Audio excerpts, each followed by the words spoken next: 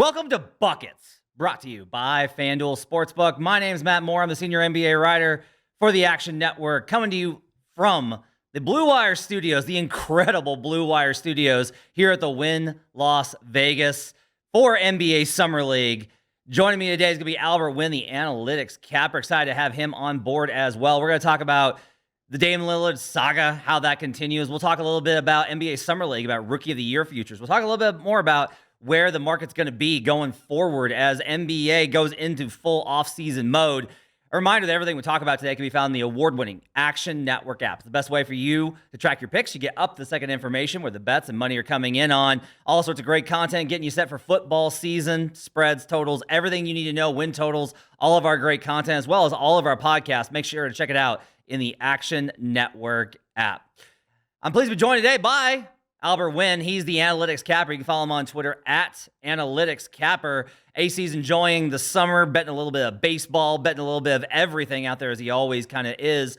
AC, I'm going to bring you on here and we're going to talk a little bit about the Damian Lillard saga because that's the talk of NBA circles here at Summer League. Every conversation goes with like, oh yeah, so-and-so looked good. So-and-so looked good in Summer League. Oh yeah, did you hear this move was really good for them? But inevitably there's a pause in the conversation and it becomes, so what do you think happens with Dame? And everyone's been asking this question, AC, continuously. I will start right here. Word has started to percolate in the last couple of days here in Vegas that there's a high probability that the Portland Trail Blazers will actually be dragging this situation out, that they're not simply going to relent and give the Miami Heat the deal that we've talked about for weeks, that they are going to continue looking at offers, waiting for things to separate, waiting for more teams possibly to get involved if Miami can find the assets they need to trade for multi-time All-Star, multi-time All-NBA superstar Damian Lillard. A lot of conversation about that going forward. And there has been a little bit of an idea that the Blazers might actually drag this not just into August, not just into training camp, but there's actually a possibility that Damian Lillard could be a Portland Trail Blazer on game one of the NBA season. There's obviously skepticism around that, given how hard Dame's management and agency has represented the idea that he won't play for no one but Miami this upcoming season. But there's a lot of skepticism around the league that Dame's really wired to be the kind of guy that holds out and makes things uncomfortable. So, AC, I'll start right here with this question. The uncertainty, I think, is going to truncate the market a little bit. We're going to see like a little bit of difficulty in getting some of the numbers that we're used to. I talked to an odds maker today and I asked him, so are you guys going to put out win totals and just ignore the Blazers and the Heat and maybe the Sixers and all these type of things? And the answer was basically, look, if we wanted to, we could publish win totals tomorrow. That's a thing we could do, but we're not gonna. We're going to wait to see how the situation plays out because there's too much of an exposure of risk depending on where Damian Lillard were to end up. So we're going to see a little bit of a truncation in the market. Is that going to complicate, do you think, your future betting, trying to get a sense for these type of things? And also just what's your expectation for how you think this entire thing ends up? Yeah, it's definitely going to complicate things. I err on the side of being cautious anyway, so I'm not going to do anything related to Dame. So Miami, Portland, maybe Philly are certainty there. I will say this, Matt. Maybe Michael Rubin just needs to have another white party to have Dame Lillard and the executives there just so they can talk. Because apparently James Harden is now good with the Sixers. He's not requesting a trade. Apparently he's going to report to Philly. But I like your point when it comes to Dame and them dragging it out. Is he the type of guy that would hold out and not play? It's tough because, in my opinion, in several seasons, right, it's been kind of like a PR battle. He doesn't want to look like the bad guy, but at the same time, he wants to always look like the good guy. Same with Portland, right? So it's an interesting situation, but the key cog, in my opinion, if he really wants to go to Miami, Jaquez becomes like the most valuable rookie that we have in the league, right? Because he's potentially part of that deal, whether it's Hero or other first-round picks, but he'd be rookie of this year to be going in a Dame Lillard trade. Yeah, so I think the idea of the markets being kind of dragged out and not necessarily published as long is kind of interesting because what we've seen the last couple of years is they've published win totals very early for us. And we've seen win totals publish like pop immediately. And then those immediately get bet and we lose a lot of value on that. Cleveland last year, Sacramento went up 2 wins. The Cavs went up even before the Donovan Mitchell trade. Like that, those numbers already went up from a win total perspective. And obviously divisions and all these other things are tied into it as well. So from one of the things that I kind of think is if these totals wait a little bit longer, it's going to shorten that amount of time for them to settle, which might give us a little bit more time to actually prepare and know where we want to have buy-in points for these win totals. I mean, there's so many that I've already got my eye on. I'm very anxious to see what those numbers are going to be for Oklahoma City. For Indiana in particular is one that I'm really excited to bet as soon as it comes out on the over for that one. We've talked about a few of these on the show before, but I do think that there's going to be good value on some of these returns. I'm expecting some of the other markets like divisions actually to pop. I think we may not get win totals, but we'll get division odds. Some of those are actually at the books in Las Vegas right now, which I thought was really surprising given the uncertainty that's kind of presented. So I think there'll be these opportunities, but the truncated kind of window, I think maybe to an advantage of bettors to be able to get in before in like a little bit of a tighter window relative, as long as you're paying attention to when those numbers come up. And obviously you can follow both the show and the Action Network at Action Network HQ in order to get those numbers as soon as possible. You mentioned the Heat and the number them and about betting them. So we've kind of talked about this before. Miami was at 22-1 at some books before Damian Lillard essentially requested a trade. And as soon as he did, that started moving. Went to 16-1. I found a buy point at 14-1. We're now looking at 10-1 pretty much across the board in the market on the Miami Heat to win the NBA title in 2024. From the perspective of, you mentioned you want to wait, you want to see how this plays out. Is there better value if you do want to bet it? If somebody were to want to bet it, do you think the better value is to be found in the uncertainty surrounding some of the other teams that might trade for him? Or if you're somebody that looks at this and goes, the Heat are going to be awesome with Damian Lillard, I want to get on this now. If that's the case, how do you think you approach this from a timing standpoint? Yeah, that's an interesting question. When it comes to the Heat, you kind of talked about it a little bit, but there might be opportunities to bet other teams around that are going to be contending in the East as well. Because the longer Portland drags this out, and you see it firsthand in Denver, Denver won not only because of Jokic's brilliance and Jamal Murray, but they've been building this team for several years. Chemistry doesn't happen overnight. So the longer that the Dame trade occurs, right, the longer it gets prolonged. I think less time for Jimmy, Bam Adebayo, and those guys, get practice time on the court with Dame. So I think that's really good. If anything, if that trade happens close to into the season, I'm definitely betting the under there in terms of win totals. That's what we did with the Kevin Durant trade when he went to Phoenix. We bet the under there, and then we also backed one of their division rivals, right, in the Sacramento Kings. So that was great value. So maybe to down Miami. But as far as to answer your question in terms of timing, yes, there's definitely value, but it's someone who leveraged a lot of analytics. You too. It's really a guessing game at this point, unless you have inside information or unless you know for sure he's coming by this date. The uncertainty is an opportunity, but at the same time, it's truly a guessing game, in my opinion. Yeah, the other thing I would kind of mention here is if you're looking at those other opportunities, the other teams that might be involved in this kind of a deal, I think what you want to look at very specifically, you do not want to bet on any GM that they need to have one of two characteristics. Okay, the front office, essentially, whoever's in charge of the front office, whether it's GM or president of basketball ops, you either want absolute job security. So Brad Stevens is not going anywhere. Like, Brad Stevens is not going to get fired anytime soon. And he's got absolute job security to take huge risks and still have the backing of ownership.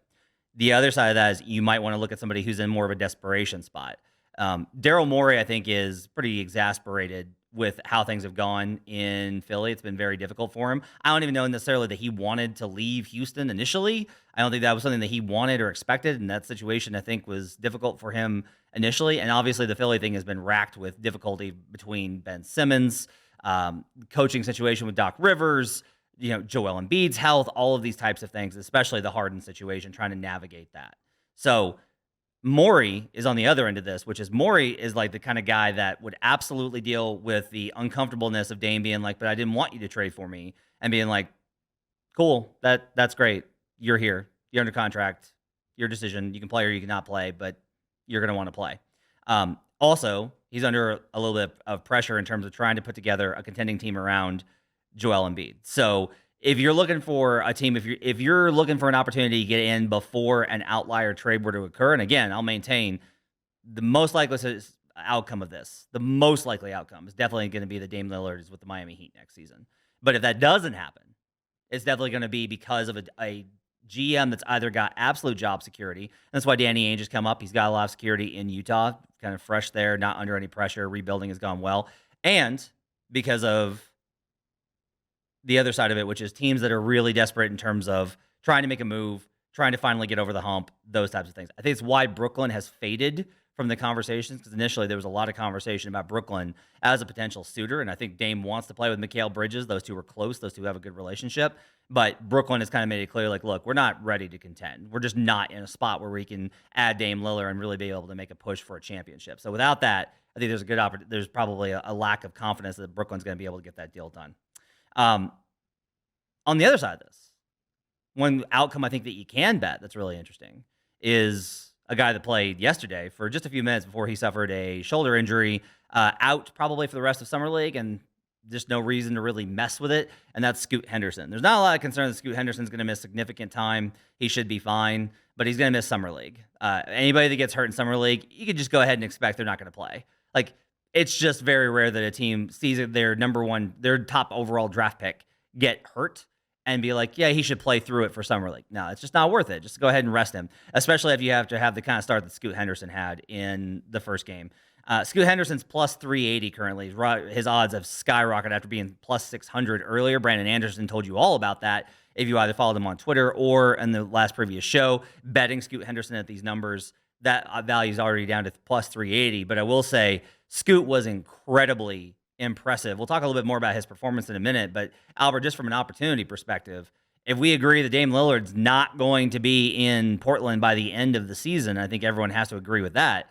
Scoot Henderson stands to benefit the most in terms of minutes, opportunity, all the things that made Scoot not attractive when Dame was going to be there from a usage and availability standpoint. That's all gone because Scoot Henderson is definitely going to be the star that they're building around going forward. Yeah, Scoot Henderson not only has the game, but he has the body to potentially last an 82-game season, right? That's always the biggest question mark, in my opinion, when you're betting rookie or rookie year odds. Can this player play a full season, or can this player play the minimum amount of games to actually be eligible for the award? A lot have gotten hurt that first year and then come back the second year, right? Because they missed the full year, and they're just so much better that year because they a year of coaching, a year of being around the league. So guys like Chet Holmgren, I'm thinking of like Blake Griffin back in the day when he hurt his knee and came back the second year.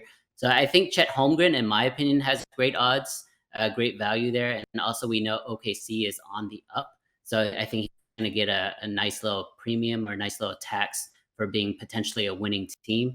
If Scoot Henderson wins it, it's definitely going to be something similar to Paolo where A, his numbers are great, and then B, there's really no other competition, right? There's Jalen Williams made some noise the second half of last year, but it was Paolo the entire time. And I think with this class, you're getting value with Scoot Henderson, but at the same time, there's just you expect them to be a lot more competitive with Wemby and Chet and those guys. Yeah, and you mentioned, it was a great point you made about the body. My first kind of note that I took when I saw Scoot live, and the best value about things about coming to Summer League, honestly, if you're coming out here and you're thinking about doing Summer League and maybe doing some betting as well as when you're out here, is you get to see these guys up close and personal and really get a sense for what they look like. Like Paolo Banchero came in last year, and I was I watched 5 minutes of him and started betting him for Rookie of the Year because it was so evident that he was just so far physically above everybody else that he was playing against. Scoot Henderson had a little bit of that. For a guard, like, he's a tank. He is absolutely a tank. And that combination of athleticism, size, and strength, combined with what I thought was a really great passing performance by him, does put him in kind of, I honestly think, the driver's seat. I do think this market is off. Brandon Anderson, I've been texting, and Brandon's been saying, like, I honestly think he should be the favorite. Probably a little bit too much for me. I still think he should be a plus number. I do kind of wonder if Victor Wembanyama, though, should be a plus number as well. And I'm not trying to overreact after game one. I don't know how much you were able to catch last night, AC, but Wembanyama's debut, obviously really disappointing. A lot of really funny comments and jokes from people, kind of mockingly overreacting to game one. I'll say this. His game is not well built to take over Summer League. It's not well built. Big struggle in general in Summer League because these guys have played about 6 days together. If you are so physically dominant that you're just able to dunk on everybody, then sure, you can have a massive game. But that's not how Wembenyama is. He's long. He's exceptionally gifted. His combination of skills and size is what gets him there. It's not his size and it's not his skill. It's the combination thereof that had made him such a talented prospect. But a lot of what makes him so great as a prospect are the things that he's going to be able to do with time and in team settings and in formal environments with better talent around him. He showed great passing yesterday. He's a very willing passer, and he made some very smart reads. He reads the floor really well. He has all this kind of understanding. Conditioning was really rough for him. He's been playing in EuroLeague. He admitted that he wasn't used to the pace of play and that he was winded when he went back to the bench. Like, that's something that he's going to have to get through. Conditioning is going to have to be a real premium for what San Antonio puts him through. A lot of confidence they'll do that over the next 2 months. But also, the size and strength thing is an issue. It's going to be a problem. And that's going to cause issues with his ability, I think, to be able to put up the numbers that you need for Rookie of the Year. Because you can't just give him the ball on the block or in triple threat position on the nail and just be like, go to work, kid. You can't do it. Because he has the same problem that Chet Holmgren has, which is when they're in triple threat position, which is where they catch that ball at some point in the post and they face up, and you can drive, you can pass, you can shoot, okay? When he's in that spot and he gives a shoulder bump, guys aren't going anywhere. They don't move at all. Carmelo Anthony was the master of the triple threat because Melo was insanely strong. And so when Melo hit you with that shoulder, you were getting bumped off of your spot and he was able to rise up and shoot. Wembenyama doesn't have that strength or anything close to it yet. He's got really good handle for a guy that's 7'2". He's got really good shooting for a guy that's 7'2". But he also is still 7'2", and that handle is always going to be a little bit higher. The Hornets were bringing triple teams, quadruple teams, all these types of things at him to disrupt him. So, AC, I'll say this. I would say that because of how rough I think his first 2 months will be, I feel pretty confident that Wembenyama is still going to be the best player out of this draft class, although there's a lot of really exceptional guys we'll talk about. But I do think that right now, it's definitely not the time to bet him for Rookie of the Year. Wait until he starts and struggles to start the season. If you're like, well, I think over the back half of the season, he's going to get his shooting together and really dominate, just wait. He'll probably struggle to start the season for the first 15, 20 games, and you'll have a lower buy point for him than you do right now. That's a great point, and I don't want to undersell. The guy is 7'2", so when you're dribbling, it's just a lot easier to take his pocket. Yep. I mean, we saw it with Jaylen Brown, right, in the Eastern Conference Finals, and Jaylen Brown is 6'7". This guy's basically a foot taller, so the ball, it needs to be very tight. But I think from a numbers perspective, I completely agree with you. I think if you want to buy and bet in terms of Rookie of the Year, definitely wait until November, December. He'll hit another rookie wall. That'll be another potential buy-in as well. But from a numbers perspective, I think he's going to average a double-double pretty easily because I think he's going to get all the defensive rebounds. And then he's going to have like an absurd amount of blocks. And you and I know just through our conversations, but a lot of these awards are so big, like highlights, like highlight level caliber plays. So like when Jaren Jackson had super blocks or monster blocks, those count more than a Brook Lopez block, right? So when you see Victor doing the same thing, he's definitely going to have those highlight reel defensive plays. He will struggle offensively, and he's going to be going up against teams that scheme against him, that know his tendencies, things like that. We already saw in game one, and it's trying to overreact to the first Summer League game. But you saw they're not giving him any space, and he doesn't have the first step at this stage of his career to really get around guys, right? So he needs to be tactical on when he wants to use that dribble. And then in terms of like body type or body style, it's very similar to Kristaps Porzingis when he first came into the league. I think where Porzingis really succeeded as a rookie was crashing those offensive rebounds. So if Victor can do the same thing and have those, again, highlight caliber tip dunks or offensive rebounds, that's going to be, more exposure and more narrative towards his Rookie of the Year campaign. But I agree with you. Definitely don't bet him now, especially if you expect him to struggle coming out. And then you expect some of the other guys to be really good, like instantly. We talked about Scoot, but I think Brandon Miller he's not going to be a great player, but I think being in Charlotte, I think he's going to have some decent their numbers are going to look good, things like that. So I agree with you wholeheartedly. I would wait on Wimby, but I think he's going to end up winning. I do think that there might be some value on some of the other guys, though, and especially somebody that constantly bets 8,000 guys per award and builds these big portfolios. That's definitely in my MO. I want to talk about a few more guys. So Chet Holmgren, the conversation about him has been like, hey, yeah, 13 pounds of muscle, and pretty much everybody's been like, yeah, that's not enough, kiddo. Like that's not enough after a year of being away from the game and being injured.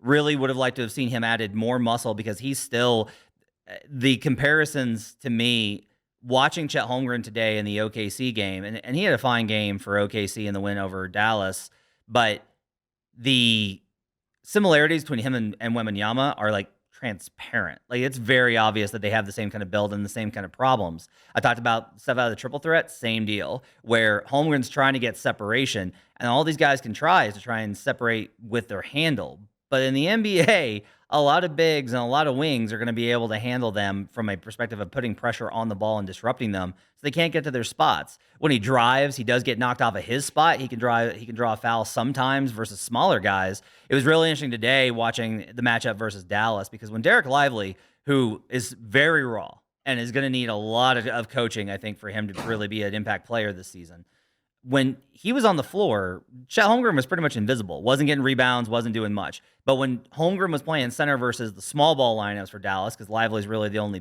true big they have on roster, he dominated.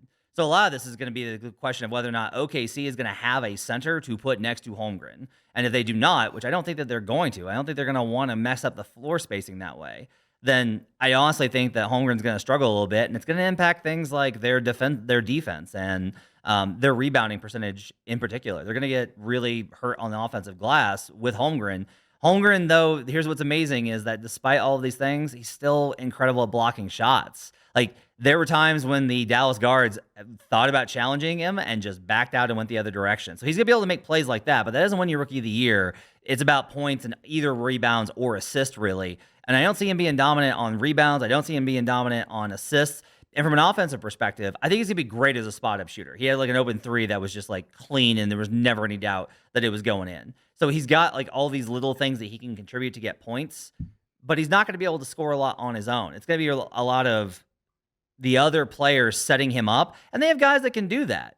You know, Shai Gilgeous-Alexander, Kaysen was incredible today. I thought Kaysen Wallace was really amazing for OKC, but I think that Chet Holmgren's really going to struggle from putting up the requisite numbers that we're going to see from a Rookie of the Year candidate. So if it's not Wemby and it's not Scoot and it's not Chet, we could really start getting into some bigger numbers, which we'll talk about in a second. But I am curious as your thoughts, if you have any, on how Chet Holmgren's looked so far in Summer League, both in Utah and here in Vegas. Yeah, it's interesting when we talk about Chet Holmgren because the Utah Summer League is even a step below, in my opinion, the Vegas Summer League. So he went from summer ball, then he went to Utah, and now he's in Vegas, and it's even a step further up. But I think when it comes to Chet, it's really many people mention 12 or 13 pounds, but Matt, for you and me, that's like a week in Vegas. We would put on 12 pounds pretty easily. But honestly, I think he's always had this MO around him, like throughout his high school career as well as college career. He's too skinny. He doesn't have the lower body. He can't. But with all of that, he still has the mentality to these kids because he's played with these guys his entire life, in the AAU circuit. And then B, he has the game to do it. He has great touch around the rim. I think, like you said, he's going to block a ton of shots, and he's going to be part of a team that is really just going to fit him in instead of relying on him to be the star. And I think that's the big asset for him to have, to be a part of a team that is not only on the up and hope to make the playoffs, but also on a team that's, pretty solid with the pieces around him with Shea and Giddey. We saw Kaysen tearing up today with 7 threes. Kaysen might be an outside shot at Rookie of the Year if he hits 6 threes every game. But no, in terms of Holmgren, I'm a buyer. I love his outlook long term, personally. Yeah, I think we'll talk about some of the long shots here. But I do want to kind of mention kind of Casey Wallace, who was incredible. The shooting was maybe an outlier, but he looked very comfortable. And he made plays. He made good reads. His defense was good. He looks like yet another hit for OKC. I just can't. It's really kind of shocking how much it's difficult not to talk about how good OKC looks. Like Jalen Williams, the other Jalen Williams, was here. Doesn't need to be here any longer. Like he's clearly an NBA guy. Doesn't need to be here. He'll be done by the end of the weekend. They've got Chet Holmgren. They've got all of these guys that I think are ready to contribute. Now, they may not all be ready on the same timeline, but they're all going to be, I think, contributors. I was really impressed with Wallace, and not just because of the shooting. He looked like he belonged, and that goes a long way here, where what you don't want is you don't want a guy to look really uncertain and uneven. And if that sounds like Wembenyama, it kind of was. But, I'm willing to give Victor Wembanyama like a lot of benefit of the doubt here on the long term. I will say that there are guys that come in and you immediately go like, oh yeah, that guy's going to play in the league for a long time. And Casey Wallace, to me, from just one game performance and seeing him up close, that looked like it. And that's what scouts said too. The scouts I talked to today I asked like, who was impressive? And they're like, Casey Wallace is like, he's special. He's a guy. And I was like, great. That's exactly what was in my kind of eyesight. Anthony Black had a really good performance today for the Magic. I don't know if he's going to get the minutes, but that's one to kind of keep an eye on if you want to take a longer shot here at plus 6,500. Again, the Wembenyama conversation I think is interesting because, look, from the betting perspective, you and I both have said, like, yeah, Wembenyama probably wins. But there's more of a chance that he doesn't win than I think the market is reflecting. I mean, bear in mind, he's minus 170 to win this thing. And that to me is way too high given the variance, what his game looks like right now. And also the surrounding talent in OKC is not great. Or in San Antonio, rather. It's just not great. They don't have a lot of talent. Mm-hmm. It's not like I go like, well, he'll look a lot better when he's next to Keldon or Devin Vassell. Like, I like those guys. Those guys are good players. But they're not going to instantly be like, oh, they make everything work with Wembanyama. And I'll kind of wrap things up here with this, AC. If there's one bet I can kind of recommend in the rookie market after being in Vegas here for the last couple of days, for me, it's Amen Thompson, plus 2,900. Loved the way that kid was playing before he had an ankle injury and will probably be done for Summer League. This, to me, might be the guy for Houston, not just from the perspective of what he does athletically. The passing, the height. He is so big. He's got such an advantage over so many of these small guards that are hanging out there. He has an ability to really tie things together for Houston. Next to Fred VanVleet, I think Amen Thompson makes sense. Next to Jabari Smith, who had an absolutely phenomenal third quarter after a rough first half and finished with 31. He makes Jabari Smith better. He's the guard that Jabari Smith has needed to play with in the NBA. Next to Alperen Sengun, that's going to be a tough combo with Amen's size coming off of dribble handoffs with Alperen Sengun. All of these guys, I think, are going to be able to play with Amen Thompson. You notice I have not said Jalen Green because I'm going to need Jalen Green to show me that he can do things like go an entire game without pulling up from 38 feet with 19 on the shot clock before we start including him in these discussions. Like, Jalen Green's numbers are better than Devin Booker's were at his age, and that's a real credit to Jalen for being more efficient than Devin, who was literally on one of the worst teams I've ever seen until he started to put it together. And maybe Jalen does the same, but I'm going to need to see it first. At 29-1, I will just tell you that Amen Thompson looked not only like the kind of athletic player that he was billed as a prospect, but he looked like a guy that was going to help Houston have a better chance to win games. And if he is able to combo scoring, assists, and makes them better, even though this is just a stats award, I think there's value on Amen Thompson plus 2,900 to win Rookie of the Year. Yeah, that's a good look there, and I do want to double click on the Rockets here. I mean, for whatever you think in terms of their signings in the offseason, whether they overpaid or underpaid, whatever the case may be, but at the end of the day, the truth is they spend a lot of money. So when a team spends that much money in one summer, you expect a big, significant improvement in the next year.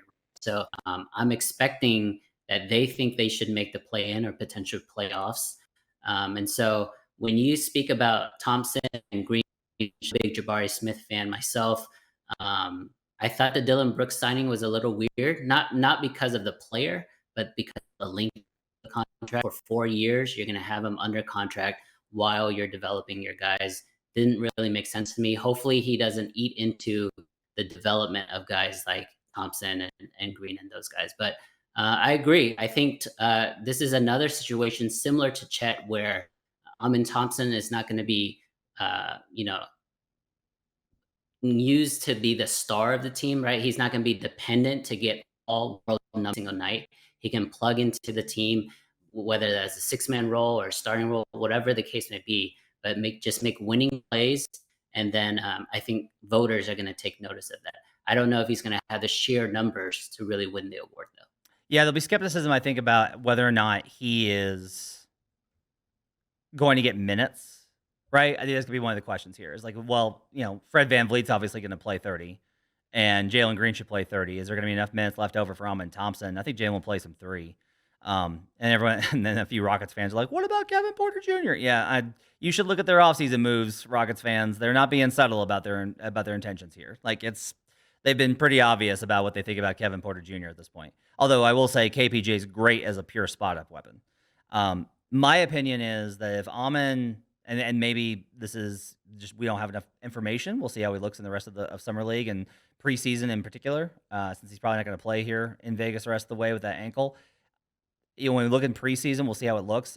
I kind of feel like initially that there's a good opportunity for him to be able to actually earn minutes, to be able to really get separation, and to be like, we can't keep this guy off the floor. That's what I see from him. That's what I see from talking to people in the league.